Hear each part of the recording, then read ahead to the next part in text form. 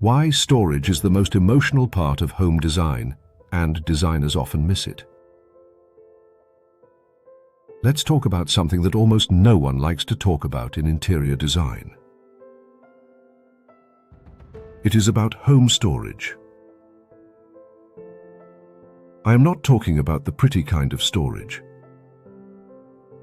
I am not talking about the styled shelves of storage. I am not talking about the baskets placed just right for photos of storage. Daily used storage. I'm talking about daily used storage, the kind that actually decides whether a home feels calm or stressful. And here's the uncomfortable truth. Storage is where many good-looking homes quietly fail. Homeowners. For homeowners, a storage shows up as this feeling. I don't know why my house always feels messy. I keep organizing, but it never stays organized. I feel tired just looking at my space. Designers. For designers, storage often shows up as silence.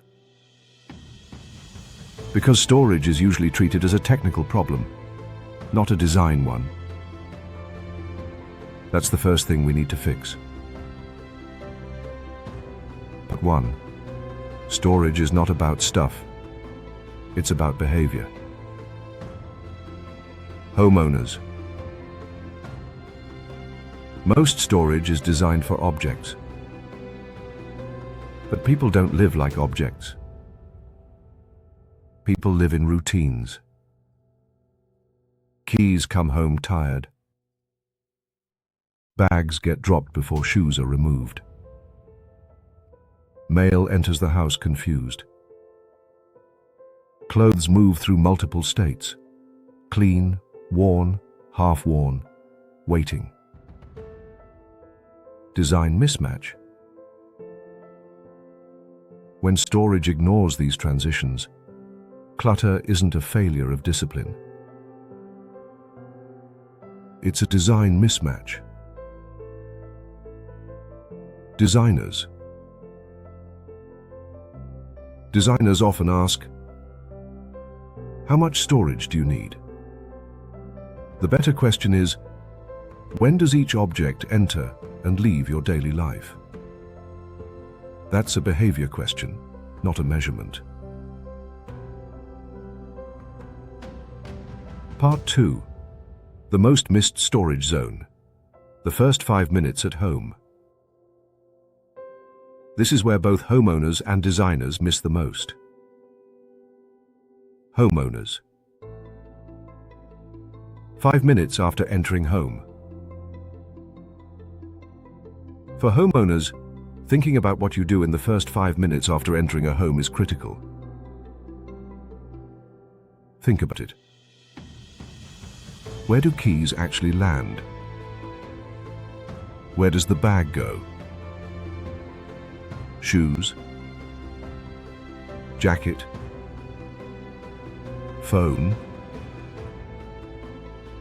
If a home doesn't support these actions naturally, clutter begins at the door and spreads inward.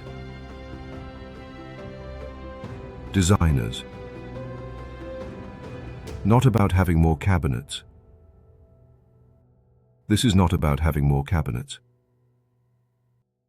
It's about placing storage where behavior actually happens. A beautiful entry with nowhere to unload life is not functional design. It's a staged space. Part 3. Storage has emotional weight. This part is rarely acknowledged. Homeowners. Storage fails. Homeowners must have experienced this. When storage fails, people don't just feel messy.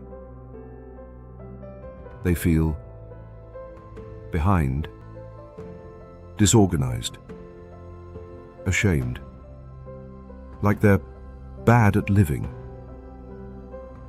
That emotional weight accumulates daily. Designers. Storage is not neutral. Designers need to understand this. Storage is not neutral. Storage constantly communicates judgment or forgiveness. A good storage system says, "It's okay. Put it here. We'll deal with it later." A bad storage says, "You're doing this wrong." Part 4. Hidden versus visible storage, a false debate. Designers. Hidden or visible storage? Designers often argue, should storage be hidden or visible? That's the wrong question. The real question is, which actions need quick access and which need closure? Daily use items need low-effort access. Visual noise needs containment. Emotional items need respectful placement. Temporary mess needs buffer zones. When everything is either hidden or displayed, life has nowhere to breathe. Good storage design includes in-between zones, temporary holding spaces, non-perfect solutions, because daily life is not perfect. Part 5. Why storage problems get worse over time. Here's another thing rarely discussed. Homeowners. Storage fails in 1 year. Storage that works in year 1 often fails in year 5. Why? Because objects multiply. Roles change. Energy levels shift. Bodies age. Routines slow down or speed up. If storage is rigid, the home becomes less supportive every year. This is why people feel the urge to start over with their homes, not because they need a new style, but because the system stopped adapting. Part 6. A better way to think about storage for designers and homeowners. Instead of asking, how much storage? What style of cabinets? Open or closed storage? Start asking, what objects are touched every day? Where do actions fail most often?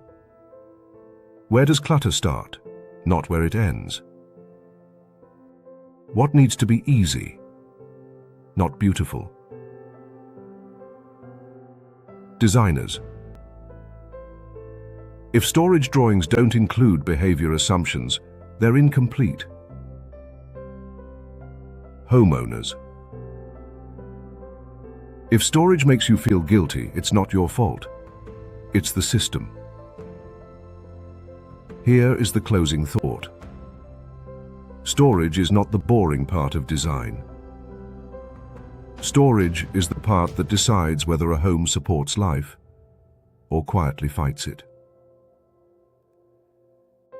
If your home feels stressful, don't ask what furniture to buy next. Ask this instead. Where does my daily life have nowhere to go? That's where real design begins. I am sure you learned something from this educational design tutorials video. If you want to learn deeper about the home storage, please type home storage in the comment section so we know your needs, and we will try to give a deeper discussion about the home storage. Please subscribe to Design SK Studio channel where you can learn about design tutorials for better living. Thank you for watching.